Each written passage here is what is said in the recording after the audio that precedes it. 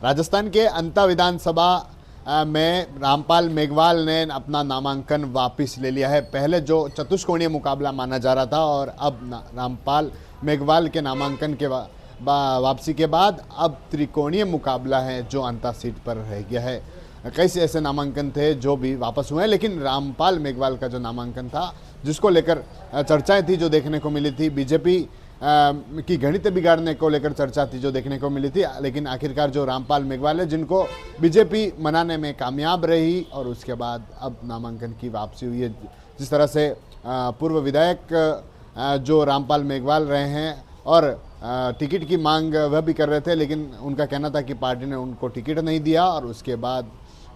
उन्होंने भी अपना नामांकन दाखिल किया। और कई दिनों से राजस्थान और जो केंद्र के जो बीजेपी के नेता थे वे समझाइश में उनसे जुटे हुए थे कि नामांकन वापसी होती है तो बीजेपी को फायदा होगा,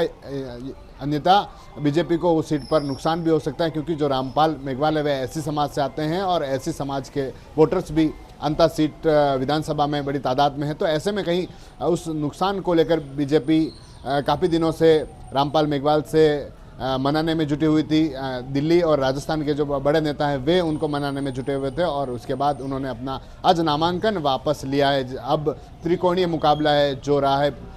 बीजेपी से मोरपाल सुमन है, कांग्रेस से प्रमोद जैन बया है और कांग्रेस से बागी हुए नरेश मीणा जो अब मैदान में है। और ऐसे कैसे नामांकन थे